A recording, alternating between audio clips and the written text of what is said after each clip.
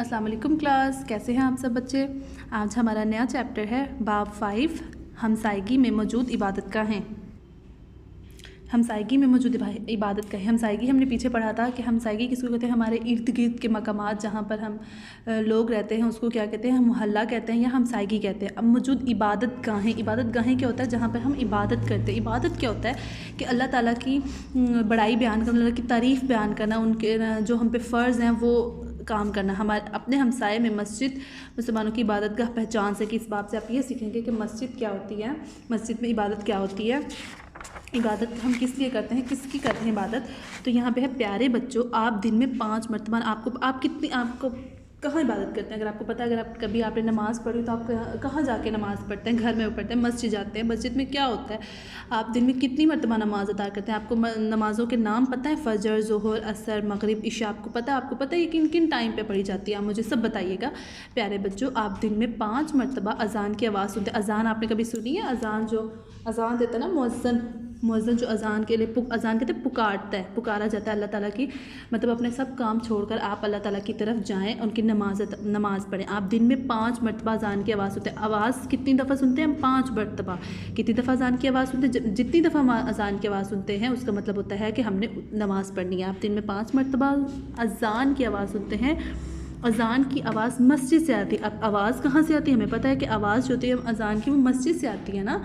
अज़ान की आवाज़ मस्जिद से आती है। मस्जिद आप कैसे लिखोगे? मीम सीन जीम दाल जद, मस्जिद से आती है ये। अब मस्जिद क्या है? ये मुसलमानों की इबादत की जगह है। इबादत जहाँ पे हम अल्लाह ताला की इबादत करते हैं। हम किसकी इबादत करते हैं?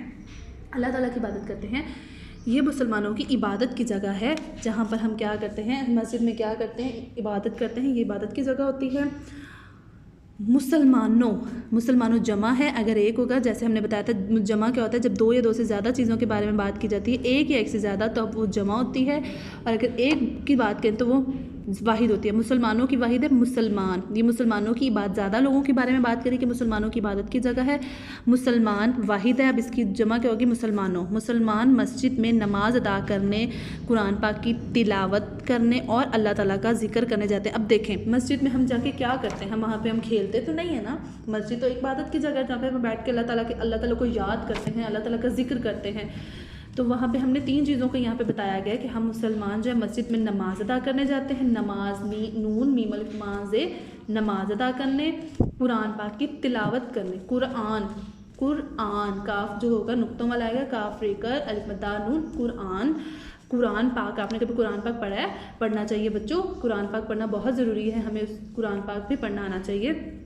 कुरान पाक की तिलावत करने और अल्लाह ताला का जिक्र करने जाते हैं। हर इलाके में एक मस्जिद होती है। आपके मोहल्ले में कोई मस्जिद है तो मुझे बताइएगा कि आपके मोहल्ले में मस्जिद है, तो आप वहाँ पे नमाज़ पढ़ने जाते हैं या नहीं जाते। यहाँ या आपने अब्बू के साथ, अपने दादाबू के साथ या भाई के साथ आप मस्जिद जाते हैं। प्यारे, अब यहाँ पे हमने क्या पढ़ा है कि हमने नमाज जो है दिन में 5 मरतबा हम पढ़ते हैं। अज़ान की आवाज़ जो होती है, जब अज़ान की आवाज़ आती है तब हम नमाज़ पढ़ते हैं। अज़ान के बाद मस्जिद से आती है। और मस्जिद क्या है? ये मुसलमानों की इबादत की जगह है। आइन बेलिफ बा डालते दत, इबादत की जगह है जहाँ पे हम अल्लाह ताला को याद करते हैं। मुसलमान मस्जिद में नमाज अदा करने, कुरान पाक की तिलावत करने, तिलावत होता है कि कुरान पाक पढ़ना और अल्लाह ताला का जिक्र करने जाते हैं। हर इलाके में एक मस्जिद होती है। अब आप लोग मुझे क्या बताएंगे कि आप दिन में कितनी मरतबा नमाज अदा करते हैं और आप कहाँ इबादत करते हैं।